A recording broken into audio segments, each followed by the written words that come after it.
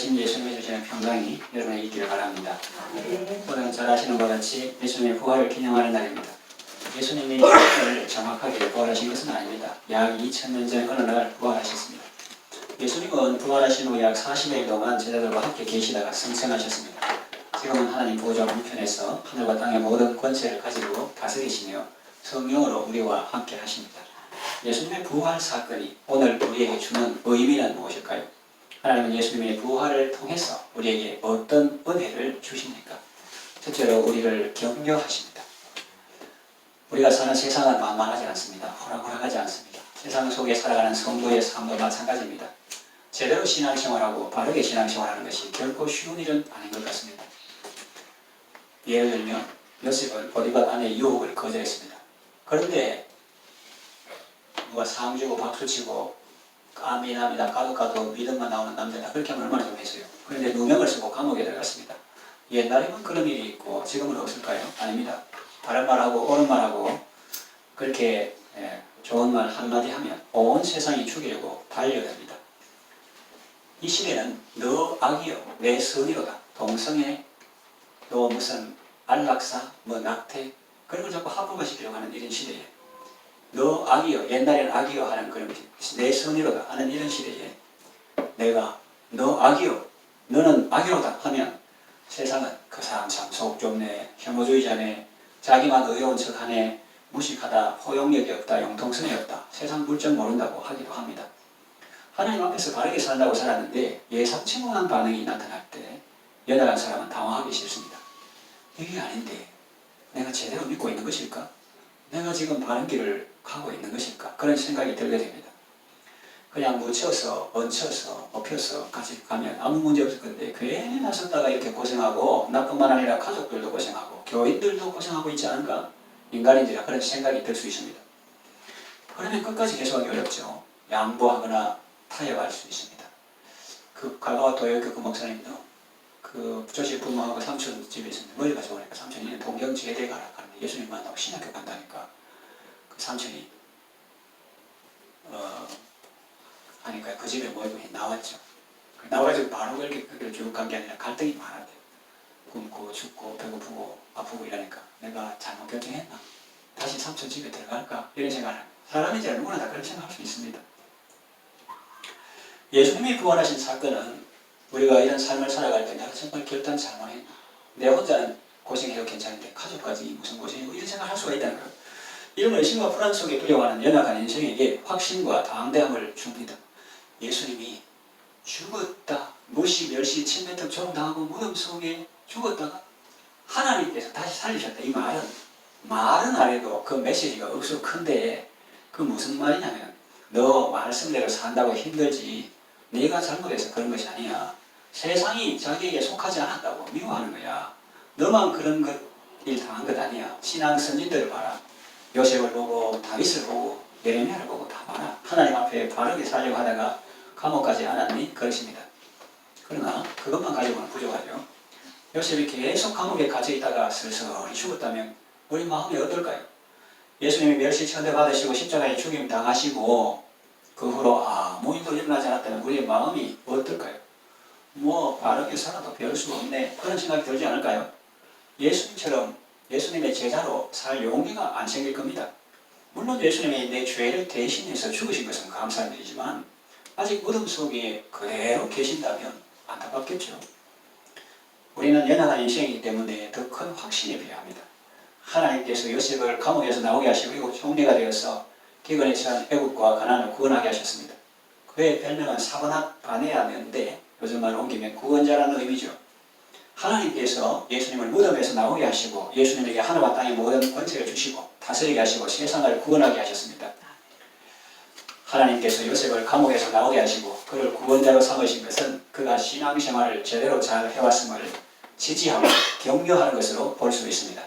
물론 요셉 본인에게는 하나님의 인도하심이지만 우리가 볼 때는 그렇다는 겁니다. 예수님의 부활도 하나님께서 예수님의 사역을 기뻐 받으셨다는 증거로 볼 수 있습니다. 우리는 예수님 당시에 살던 사람이 아닙니다. 다시 말하면 지금 운동장의 트랙이나 필드에서 같이 뛰면서 예수님을 보는 것이 아니라 이미 경기를 마쳤고 시상식도 마쳤는데 집에서 방송으로 그 감동의 현장을 다시 보는 것과 같습니다. 다시 말하면 손바닥에 땀을 쥐면서 마지막으로 으쌰으쌰 이기나 지나 이게 아니고 이미 신문에 나고 방송에 나고 승리가 확정된 그것을 이제 재방송으로 집에서 보는 것과 같다는 거예요. 예수님은 일찍 이런 말씀을 하셨습니다. 세상에서는 너희가 환난을 당하나 담대하라 내가 세상을 이겨봐라. 그렇게 말씀하심으로 제자들을 권면하셨던 예수님은 이제 친히 죽은 자 가운데서 부활하심으로 그 말씀을 행동으로 보여주시며 우리에게 확신을 주시는 것입니다. 요셉도 고난이 있었지만 결국은 승리했고 예수님도 고난을 받으시고 죽기까지 하셨지만 결국 부활하셨다는 사실은 우리가 어떻게 사는 것이 잘 사는 것인지 확신을 주기에 충분합니다. 진리의 험한 곡에 사오며 나아가는 성도의 발걸음에 굳센 힘을 주십니다. 우리가 겸손하지 못하고 우리가 부주의해서 고난당하는 경우라면 자신을 돌아보고 회개해야겠죠. 그러나 그런 경우가 아닌데도 고난당하고 있다는 것은 귀한 것입니다. 예수님은 산상고문에서 이런 말씀하셨습니다. 나를 인하여 너희를 욕하고 박해하고 거짓으로 너희를 거스려 모든 악한 말을 할 때는 기뻐하고 즐거워하라고 하셨습니다. 하늘에서 너희의 상이 크기 때문이라고 하셨습니다. 성도는 전투에 실패할 수는 있어도 전쟁에서는 반드시 이깁니다. 지금 넘어졌을지라도 주님은 이렇게 주시고 성도의 손을 들어 주십니다. 그러니 하나님께 내 편 되어 달라고 기도하지 말고 여러분이 언제나 하나님 편에 서 있도록 기도하십시오. 하나님은 예수님의 부활을 통해서 우리에게 승리의 확신을 주시며 지지와 격려로서 성도의 발걸음에 힘을 주십니다. 하나님의 은혜로 평안함과 담대함을 얻으시기 바랍니다. 둘째로 이 부활 사건의 경우는 예수님이 하나님의 아들이심을 보여주십니다. 로마서 1장 3절에서 4절 그의 아들에 관하여 말하면 육신으로는 다윗의 혈통에서 나셨고 성결의 영으로는 죽은 자들 가운데서 부활하사 능력으로 하나님의 아들로 선포되셨으니 곧 우리 주 예수 그리스도시라 했습니다. 성경에 보면 죽었다가 살아난 사람이 있습니다. 엘리야가 살다 밤에 아들을 살렸죠. 엘리사도 수넴 여인의 아들을 살렸습니다. 예수님은 해당장의 아이의 딸을 살리셨고 나인성 가운데 아들을 살리셨고 나사로도 다시 살리셨습니다. 베드로는 다비다를 다시 살렸고 바울도 유도고라는 청년을 다시 살렸습니다. 죽은 자를 다시 살리는 것은 사람이 할 수 있는 것이 아닙니다. 하나님의 능력입니다. 하나님께서 죽은 자를 다시 살리실 때 엘리야 같은 선지자나 사도발 같은 분들을 통해서 역사하신 것입니다. 예수님의 경우에도 그런 표현이 있습니다. 병을 고치는 주의 능력이 예수와 함께 하더라 했는데 그때 주는 하나님을 말하죠. 이런 사건들과 예수님의 부활은 어떻게 다릅니까? 전자는 자기들 힘으로 살아난 것이 아니고 하나님의 능력으로 살아난 것입니다. 예수님이 살리신 것입니다. 그런데 예수님의 경우는 어떻습니까? 누구에 의해서 살인받은 것이 아닙니다. 스스로 살아나신 것입니다. 물론 하나님께서 살리셨다는 표현도 있습니다만 예수님이 스스로 부활하셨다는 표현도 있습니다. C.S. 루이스의 이야기에 나오는 사자 아슬란이 부활하는 장면을 생각하면 이해하는 데 도움이 됩니다.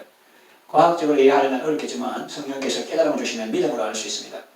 믿음으로 모든 세계가 하나님의 말씀으로 지어진 줄 우리가 아나니 했는데 믿음으로 아는 것입니다. 우리 주 예수 그리스도는 참 사람이시며 참 하나님이십니다. 그러니까 그게 좋아요. 기도할 때 그게 좋잖아요. 그냥 좋은 분이고 좋은 분으로 많은 게 아니라 예수님은 우리의 연약함을 동정하시는 좋은 분이면서 그분은 하나님이시라는 거죠.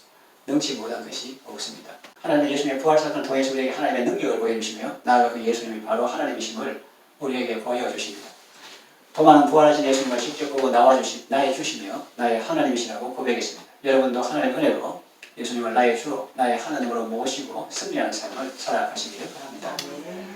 셋째로 예수님의 부활 사건을 통해서 주시는 경우는 성경의 권위를 존중하게 하십니다. 예수님의 죽음과 부활은 하루아침에 우연히 일어난 일이 아닙니다. 그것은 일찍이 선지자들을 통해서 예언된 것이고 예수님을 통해서 성취된 것입니다. 한 예로 이사야는 이 사건이 일어나기 800년 전에 이렇게 예언했습니다. 이사야 53장 7절 그가 곤욕을 당하여 괴로울 때로 그의 입을 열지 아니하였으며 마치 도수장으로 끌려가는 어린 양과 털 깎는 자 앞에 잠잠한 양같이 그의 입을 열지 아니하였도다 했는데 예수님의 침묵을 예언한 것이죠. 그리고 그저 그는 강포를 행하지 아니하였고 그의 입에 거짓이 없었으나 그의 무덤이 악인들과 함께 있었으며 그의 죽은 후에 부자와 함께 있었도다. 이 예언이니까 뭔 잘 모르잖아요. 그런데 꿈도 꿀 때도 이렇게 촘촘하게 하니까 큰 그림을 하나 보여줍니다. 그래서 저도 꿈꿀 때 하나님께서 어떤 특별한 은혜를 주실 수가 있는데 그 옆에 자지 마, 어둡지 마. 거기 종이 하나 옆에 하나 넣어놨거든요. 그래서 세세 정수로 그림을 그리거나 글씨 타고 아침에 풀면 그게 엄청나게 나와요. 예를 들면 여기도 그 무덤이 악인들과 함께 있었으며 그가 죽은 후에 부자와 함께 있었다. 이건 무슨 말인지 모르잖아요. 그 무덤이 악인과 함께 있었으며 그 죽은 후에 부자와 함께 있었다. 원어로 보면 그 무덤이 악인과 함께 무슨 것이 이해가 되느냐 그 묘시 부자와 함께 있었다. 이 말은 역사를 보면 알잖아요. 죽일 때 본래 악인 대장처럼 죽였습니다. 야미하게. 그 인간들이 예수님 혼자 달면 그 예수님 거룩하게 보이니까 양옆에 강도 죽이고 그 중간에 예수님을 했으니까 일반 사람들이 볼 때는 뭐처럼 보입니까? 강도 대장처럼 보이잖아요. 죄수들 중간에 예수를 탁 튀어오니까 대장처럼. 그러니까 이 사람들은 그 악인이 두목처럼 여기지고 또 죽는 것도 그 무덤이 악인과 함께 예정되어서는 그 묘실이 부자와 함께 되었다. 예언은 이렇게 간단하게 짧지만 역사적 현실을 보면은 그 아리마대 부자 묘실 가가지고 세무덤에 예수를 장 그런 것이 다 이게 역사적으로 그렇게 되는 거예요. 그런데 이것을 미리 800년 전에 이사야를 통해서 예언하셨다는 겁니다. 그리고 다윗도 이 메시아에 대해서 이렇게 예언했죠. 사도행전 2장 5절날 베드로의 설교 속에 그 내용이 나옵니다. 30절에서 31절. 그는 선지자라 다윗 보고 말합니다. 다윗은 자문이기도 왕이기도 하지만 선지자이기도 하거든요. 하나님이 맹세하사 그 자손 중에서 한 사람을 그에 함께 하리라 하시면 알고 미리 공고로 그리스도의 부활을 말하되 그가 음부에 부름이 되지 않고 그의 육신이 썩음을 당하지 아니하게 하시더니 다윗이 그렇게 예언했습니다. 이 예수를 하나님이 살리신지라 우리가 이 말에 다 이의 증인이라고 했습니다. 사도 바울도 말합니다. 고린도전서 13장 15장 3절에서 4절 내가 받은 것을 먼저 너희에게 전하였노니 이는 성경대로 그리스도께서 우리 죄를 위하여 죽으시고 장사 지내마 되셨다가 성경대로 사흘 만에 다시 살아났습니다. 여기서 강조되는 것은 성경대로입니다. 하나님의 말씀은 반드시 이루어진다는 것을 보여줍니다. 때로는 허황된 말처럼 느껴지더라도 반드시 이루어진다는 것입니다. 예언은 반드시 성취됩니다. 이제 성경의 예언은 거의 다 이루어지고 남은 것은 예수님의 재림입니다. 그런데 그걸 부정하는 사람이 있습니다. 베드로가 사는 당시에도 주의 약속을 조롱하는 사람이 있었음을 우리는 그의 편지 내용을 보아 알 수 있습니다. 신구약 성경은 하나님의 말씀으로 신앙과 본문에 대하여 정확무한 유일의 법칙이다. 이것을 인정할 때 행복이 시작되고 이것을 부인할 때 멸망이 시작되는 것입니다. 중요한 것 때문에 한번 따라해 볼까요? 신구약 성경은 하나님의 말씀으로 신앙과 본문에 대하여 정확무한 유일의 법칙이다. 옛날 말로 표현해서 이야기 좀 그렇지만 정확무호 틀림이 없다는 거예요. 신앙과 본분에 대해서 이걸 무슨 말이냐면 신앙은 어떻게 믿어야 할지 본분은 어떻게 행해야 될지 이런 뜻입니다. 그래서 이 신구약 성경은 우리가 신구약 성경 하나님의 말씀인데 우리가 어떻게 믿어야 할지와 우리가 어떻게 행해야 할지에 대해서 정확하고 틀림이 없는 유일의 법칙이다. 이걸 인정할 때 행복이 시작되고 이것을 부인할 때 멸망이 시작되는 것입니다. 말씀의 권위가 짓밟린 시대는 인간의 삶이 비참하고 불행했던 시대였습니다. 세계대전이 나기 전 시신학과 고등비평이 있었죠. 하나님의 말씀을 상대적인 것으로 보면 안 됩니다. 하나님은 예수님의 탄생과 죽음과 부활 사건을 통해서 하나님의 신실하심과 그 말씀은 반드시 성취됨을 보여주셨습니다. 재림의 약속도 반드시 성취될 줄 믿습니다. 예수님은 말씀하셨습니다. 노아의 때와 같이 인자의 마음도 그러하리라. 또 롯의 때와 같다고 말씀했습니다. 지금 예수님의 재림을 비웃고 조롱하는 사람이 있습니다. 롯이 임박한 진도에서 피하라고 했을 때 사람들은 농담으로 여겼죠. 그러다가 어떻게 됐습니까? 멸망하고 말았습니다. 성경대로 죽으시고 성경대로 부활하신 예수님은 성경대로 다시 오실 것을 믿습니다. 말씀의 절대적인 권위를 인정하고 순종하는 복 있는 사람 다 되시기를 바랍니다. 넷째로 예수님의 부활 사건이 주는 교훈은 우리도 부활할 것을 보여주십니다. 예수님은 부활의 첫 열매가 되십니다. 오늘 본문에 나오죠. 다시 살아나서 잠자는 자들의 첫 열매가 되십니다. 첫 열매나면 부활하신 것처럼 우리도 장차 부활하게 될 것을 말합니다. 과수원의 첫 열매가 열리면 그것 하나만 열리고 마는 것이 아니죠. 이 가지 저 가지에서 많이 열립니다. 이 나무 저 나무에서 많이 열립니다. 수확을 마칠 때까지 계속 열립니다. 우리가 죽음의 위기 앞에 섰을 때 속에서 이런 생각이 올라옵니다. 사람의 목숨이 여러 개 있는 것 아니고 하나뿐인데 이러다 죽는 것 아닌가? 사람이 목숨을 부지해야 뒤에 일어나는 일을 볼 수 있지 죽으면 끝 아닌가? 죽은 사람은 억울한 것 아닌가? 우리 속에서 이런 생각이 일어날 때 주의 말씀이 들려옵니다. 그게 아니란다. 끝이 아니란다. 새로운 삶의 시작이란다. 그리고 그 새로운 삶은 이 땅에서의 삶과 관계가 있단다. 그렇게 말씀하십니다. 그렇습니다. 성경은 말합니다. 생각하건대 현재의 고난은 장차 우리에게 나타날 영광과 좋게 비교할 수 없도다. 우리의 잠시간은 환란에 경한 것이 크고 영원한 영광에 중요한 것을 이루게 한다고 하십니다. 사도 바울은 어떤 사람의 질문에 답하는 형식으로 우리에게 부활의 비밀을 알려줍니다. 누가 말하기를 죽은 자가 어떻게 다시 살며 어떠한 모양으로 오느냐 하리니 이 질문에 대하여 사도 바울은 오히려 역설적으로 어리석은 자여 네가 뿌리는 씨가 죽지 아니하면 살지 못하겠고 이렇게 하고 죽어야 산다고 말하고 어떠한 모습으로 오느냐 그 질문에 대해서는 이렇게 답합니다. 지금은 형체를 심는 것이 아니고 알갱이만 심는데 하나님께서 각자에게 맞는 형체를 주신다 이렇게 말하고 있습니다. 썩을 것으로 심고 썩지 않을 것으로 다시 살고 욕된 것으로 심고 영광스러운 것으로 다시 살고 약한 것으로 심고 강한 것으로 다시 살고 육의 몸으로 심고 신령한 몸으로 다시 사는 거죠. 죽었던 사람이 다시 살아난 것은 소생이라 할 수 있고 예수님이 다시 살아나신 것은 부활이라고 합니다. 무엇이 다릅니까? 전자의 경우 살아난 사람은 이전과 똑같은 삶을 삽니다. 시공간의 제약 속에서 전과 같이 살다가 다시 죽었습니다. 그래서 소생했다고 하는 겁니다. 그러나 예수님의 경우는 다릅니다. 부활하신 예수님은 이전과 다릅니다. 시간과 공간의 제약을 받지 않습니다. 문을 닫은 곳에도 나타납니다. 그렇다고 살과 뼈가 없는 것도 아닙니다. 도마에게 말씀하셨죠. 영은 살과 뼈가 없지만 나는 있다. 만져보라고. 우리도 부활할 때 예수님처럼 될 것입니다. 예수님은 하나님 보좌 우편에 앉아 계시다가 거기로부터 산자와 죽은 자를 심판하러 오십니다. 예수님은 재림하십니다. 그때 죽은 자들은 신령한 몸으로 부활하며 그때까지 살아남은 자는 신령한 몸으로 호련히 변화할 것입니다. 그러므로 내 사랑하는 형제들아 견고하며 흔들리지 말며 항상 주의 일에 더욱 힘쓰는 자들이 되라. 이는 너희 수고가 주 안에서 헛되지 않은 줄을 알미니라 그랬어요. 예수님의 부활을 통해서 하나님은 우리에게 장차 우리도 부활할 것을 보여주십니다. 견고하며 흔들리지 말며 항상 주의 일에 더욱 힘쓰는 여러분들 되시기를 바랍니다. 말씀을 정리하며 마칩니다. 모든 것이 상대화되고 진리가 희석되는 이 시대에 하나님은 예수님의 부활을 통해서 우리에게 선명한 복음을 제시하시고 큰 기쁨과 은혜를 주십니다. 예수님의 부활은 기독교의 핵심이요 진수입니다. 사도 바울이 말한 바와 같이 만일 부활이 없다면 우리의 믿음은 헛되고 열심도 헛되고 우리가 세상에서 가장 불쌍한 자가 될 것입니다. 부활이 없다면, 그러나 부활이 있기 때문에 우리의 수고는 주 안에서 결코 헛되지 않습니다. 예수님의 재림과 우리의 부활에 대한 소망을 가지고 감사와 기쁨으로 살아가시기를 바랍니다.